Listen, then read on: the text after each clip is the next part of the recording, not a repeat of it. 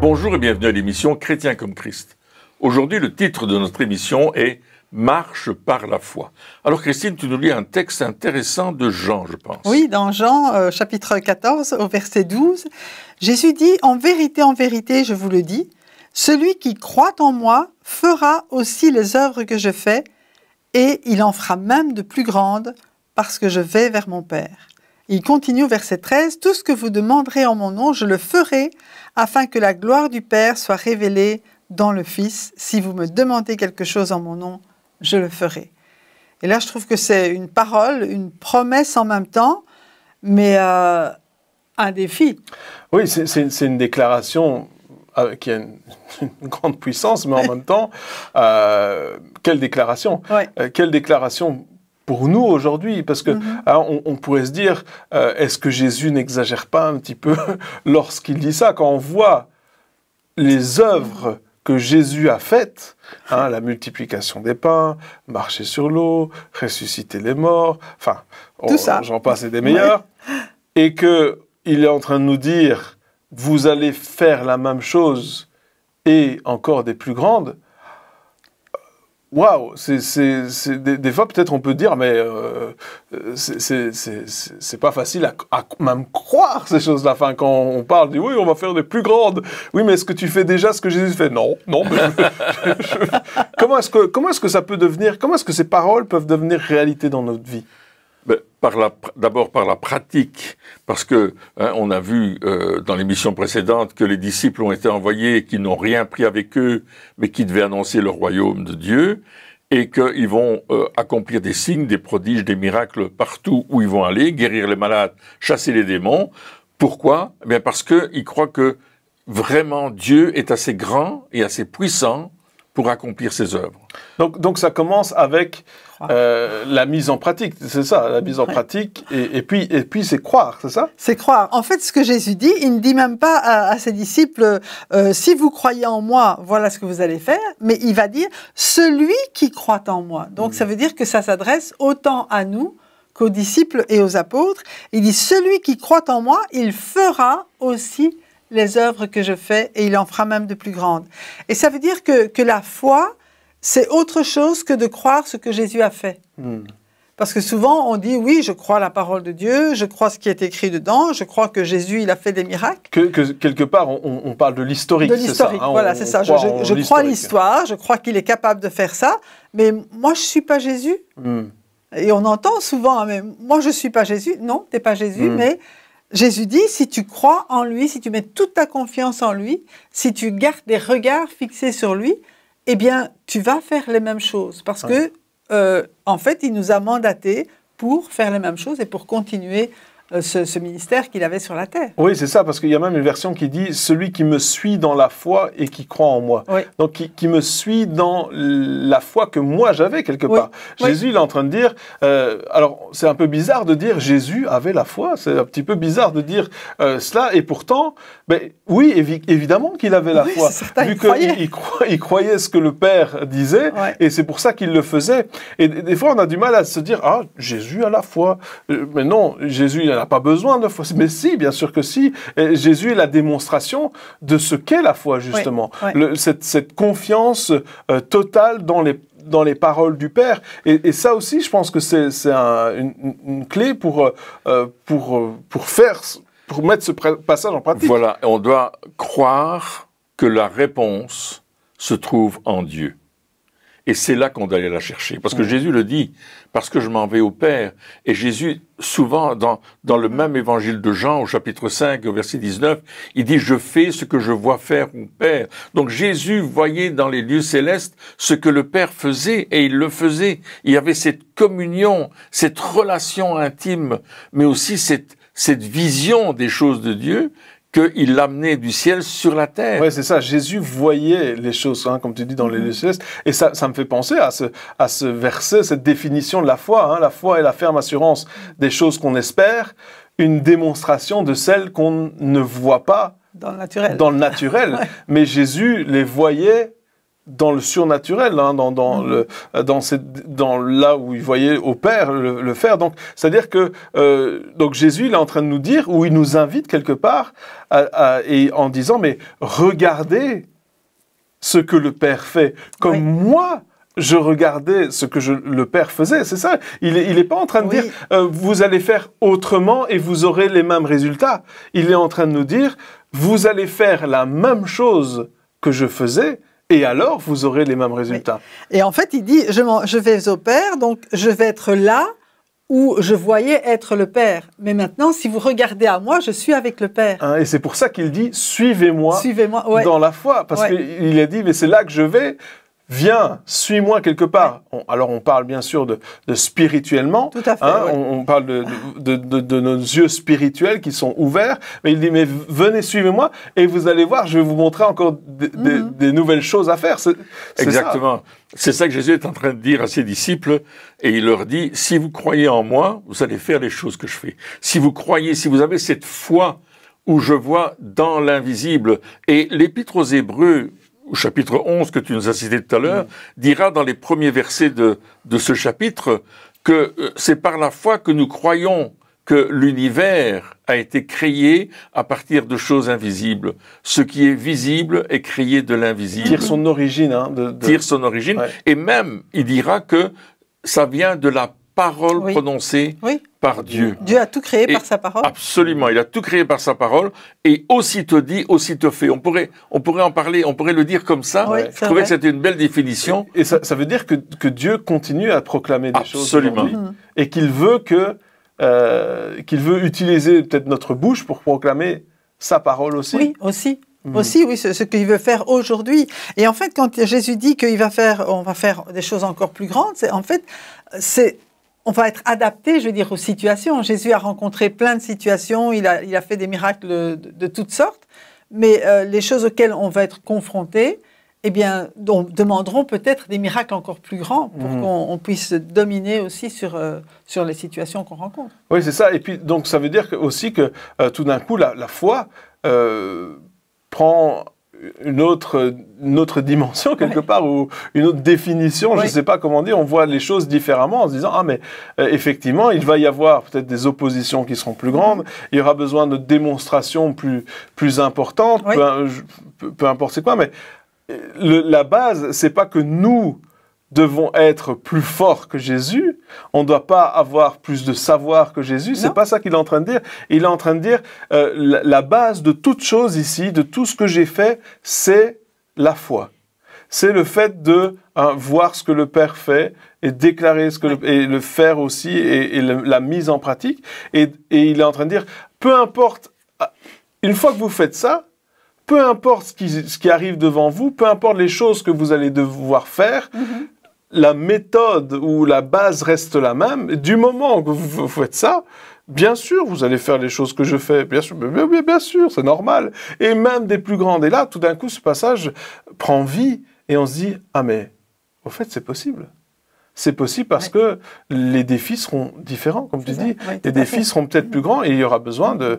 peut-être que Jésus a marché sur l'eau, sur un lac, et que d'autres vont marcher sur l'eau, sur la mer, par exemple, ou en plein océan, ou je sais pas moi. Donc il va y avoir il va y avoir, je sais pas moi, autre chose, ou peu importe. C'est pas ça l'important. L'important, c'est de dire qu'est-ce que le Père est en train de dire, qu'est-ce que le Père est en train de faire.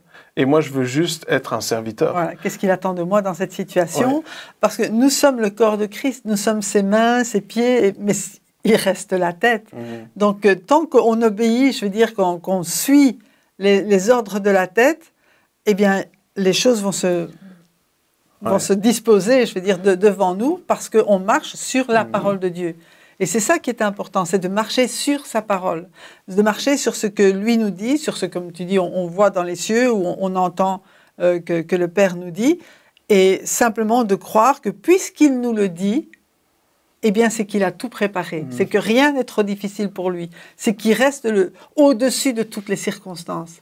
Il n'y a rien qui l'étonne. Et du coup, les signes en soi n'ont pas vraiment d'importance, et les choses que nous allons faire n'ont pas vraiment d'importance en soi.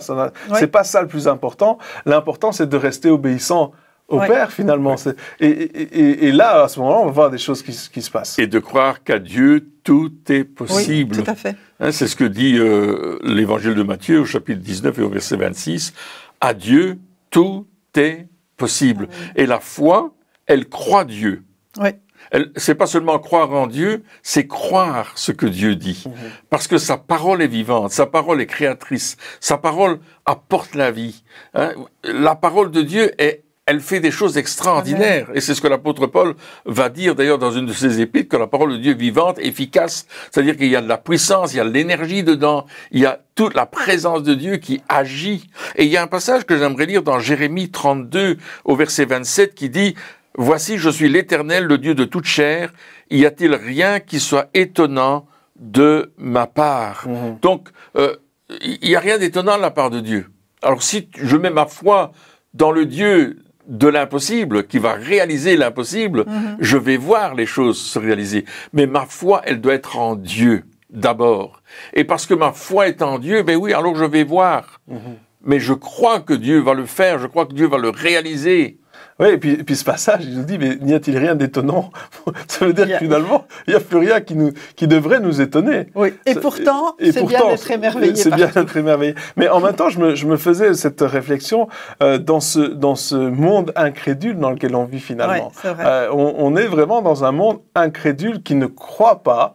Et même quand on parle avec des chrétiens, avec des personnes qui sont nées de nouveau, qui ont donné leur vie à Jésus, et qu'on commence des fois à parler de certains miracles ou certaines choses que Dieu a faites, il y a une incrédulité des fois qui monte parce qu'on est dans une atmosphère, je ne sais pas comment dire ça, mais d'incrédulité totale.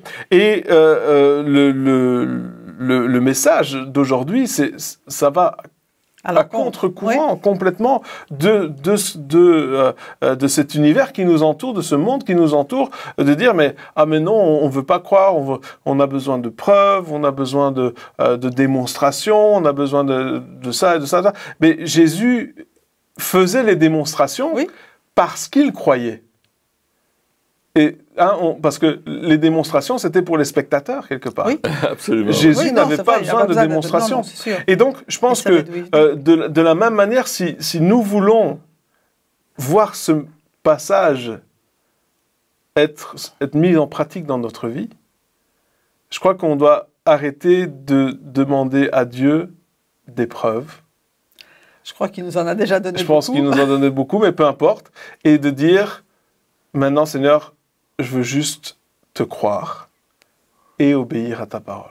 Je veux juste croire et obéir. Et si on regarde, ici on vient de lire ce passage, mais si on regarde les prophètes qui étaient là dans l'Ancien Testament, toutes ces personnes qui ont servi Dieu, à un certain moment, ils ont dit, ok, maintenant j'arrête de demander des preuves à Dieu et je vais juste faire ce qu'il me demande de faire. C'est ça. Et quand ils ont commencé à faire cela, c'est à ce moment-là qu'ils ont commencé à voir des signes, des prodiges et des miracles. Ouais. Et je pense que dans nos vies à nous aussi, tant qu'on demande à Dieu des preuves encore et encore et encore et encore, eh bien c'est que si je demande une preuve à quelqu'un, c'est que je ne lui fais pas confiance.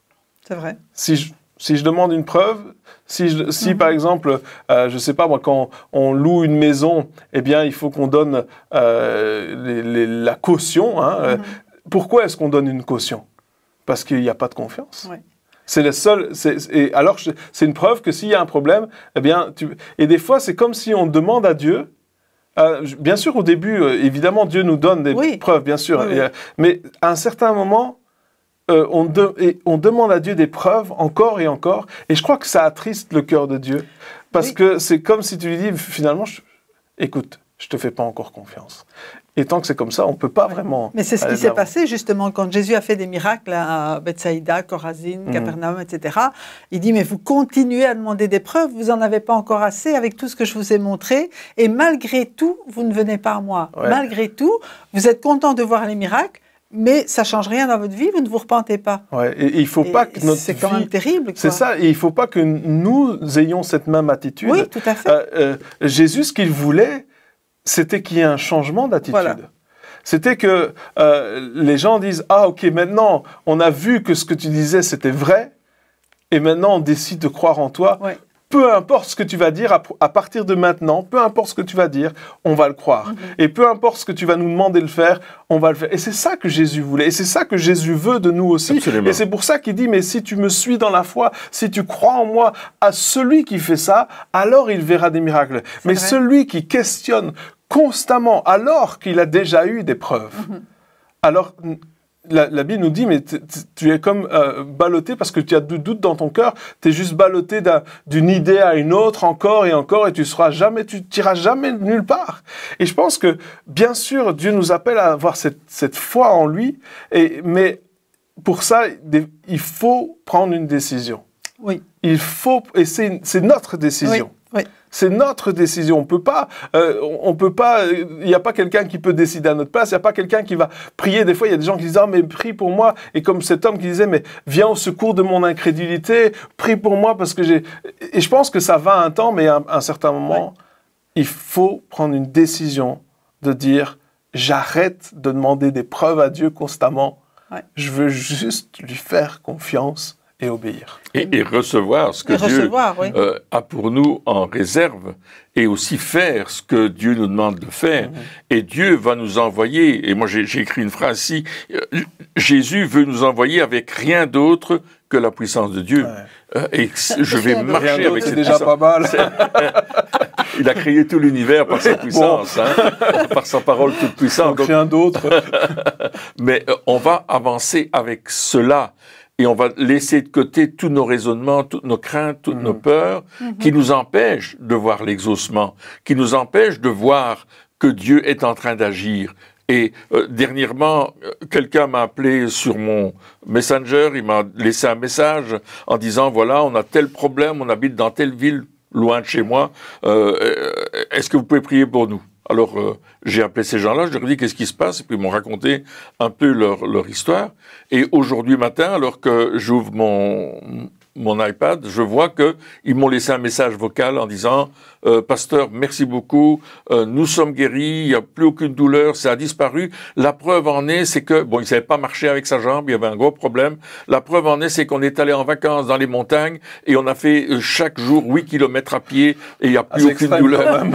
Ça, c'est un témoignage, tu vois. Alors, Jésus a agi dans sa vie parce qu'il a mis sa confiance en Jésus. Amen. Non pas en moi, mais en Jésus. Ouais. J'ai juste prié pour lui en disant, voilà ce qu'il faut faire, voilà ce que vous allez recevoir. Et le gars a dit, oui, je reçois ça. Et boum, Dieu a agi dans sa vie. Donc, à un certain moment, on va lâcher nos inquiétudes, on va les mettre de côté, on va dire, Seigneur, je te crois. Quoi qu'il arrive, maintenant, ma foi est en toi et je reçois ce que j'ai besoin d'avoir par la foi. Alors, peut-être on ne le voit pas, mais on croit qu'on l'a déjà. Et on va tout préparer dans le fait qu'on l'a déjà reçu. C'est comme un couple qui attend un bébé, et tout d'un coup, ils savent que le bébé, c'est une fille, et qu'elle va venir à telle date. Alors, ils ont dit, ben, quand elle viendra, ben, on fera une chambre. Non, ils vont déjà construire la chambre, ils vont déjà tout mettre en couleur, ils vont préparer les vêtements, ils vont tout mettre en place. Et quand le bébé vient, il l'amène dans sa belle chambre, il dit, oh, voilà, c'est ta chambre. Alors, le bébé, il ne comprend pas grand-chose. Il n'a pas compris. Mais les parents, eux, ils ont prévu, ils ont vu. Ils ont et préparé. La foi, c'est ça. C'est qu'à un certain moment, on sait qu'on l'a. Et parce qu'on l'a, on va le prendre et on va le vivre. Et c'est ce que Dieu nous dit de faire. Et on va marcher par la foi et non par la vue. Trop souvent, on marche par la vue. Il faut que je vois. Non, tu crois. Et si tu crois, tu verras. Ouais. Celui qui croit verra la gloire de Dieu. Il faut que je vois dans le naturel. Oui, c'est ça. Alors que Dieu dit, attends, vois d'abord dans le spirituel, et puis ce qui est dans le spirituel va arriver dans le naturel, selon ce que Hébreux 11 nous dit justement. Mais ça veut dire, on revient au fait qu'il faut aller dans le spirituel. Il faut aller dans la présence de Dieu. Donc tu disais tout à l'heure, celui qui me suit dans la foi. Donc il faut suivre Jésus là où il est. Pour aller voir ce qu'il voit et recevoir ce qu'il a pour nous. Oui, c'est ça. C'est là. Et une fois qu'on commence à faire cela, le titre de cette émission, c'est « La marche par la foi ». C'est à ce moment-là qu'on avance vraiment. Tant qu'on est là en disant « Seigneur, prouve-moi les choses, j'attends de voir pour croire », et ce genre de choses, c'est comme si on est des chrétiens, oui, on est sauvés, bien sûr, mais on est statique, on reste, et on parlait de voir dans le spirituel, mais c'est comme si on reste à la porte d'entrée de la maison de Dieu, quelque part. On reste à la porte d'entrée du royaume, et on dit « Ah ben... je suis sauvé, je suis dans l'entrée, je suis content. » Et alors que Dieu dit non, mais avance plus loin, viens voir ce qui est en train de se passer. Marche, avance, ne reste pas là. Et si on se trompe, on se trompe. Parce que je pense que c'est important de le dire aussi. Il y a des moments où on va se tromper, il y a des moments où on va croire quelque chose qui n'est pas forcément vrai ou juste, ou voilà, on va ou ce que Dieu veut. Ou c'est ce que Dieu veut, on va penser que c'est ce que Dieu veut alors que c'est ce que nous on veut, c'est ce qu'on aimerait, et on essaie de changer les circonstances. Personne n'a fait ça. Non, bien sûr que non. On veut que Dieu il change d'avis pour qu'il soit d'accord avec nous. Enfin, ça va nous arriver, on va se tromper et on va mettre ça sur le couvert de la foi, on va peut-être spiritualiser les choses et à un certain moment, on va réaliser qu'on s'est trompé. Mais ça, il faut le reconnaître à ce moment. On va le reconnaître, mais c'est pas grave et c'est normal.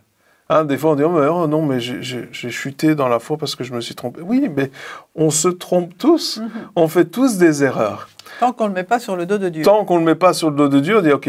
Ou sur le dos des autres. Et sur le dos des autres. À un certain moment, il faut dire OK, je reconnais, j'ai fait une erreur, je voulais tellement ça que j'ai commencé à dire que c'était Dieu.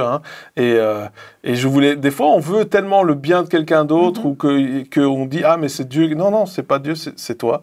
Et puis on se trompe, c'est pas grave. On se relève. Et puis, on continue à marcher. Et puis, tu parlais de préparer pour l'enfant. Ben, nous c'est un peu notre témoignage. Vous ne pouvez pas avoir d'enfant. Les docteurs nous avaient dit pas d'enfant. Ou si vous en avez un, pas avant 10 ans. Puis nous, on n'était pas vraiment d'accord. Donc, on a jeûné, on a prié, bien sûr. Mais on a aussi fait des actes de foi. Moi, mon acte de foi pour la première, parce qu'on a 2 filles, pour la première, c'était de construire un meuble à langer dans la salle de bain. Je voulais jamais bien travailler le bois. Le bois n'aimait pas trop que je le travaille, mais moi, j'aimais bien travailler le bois.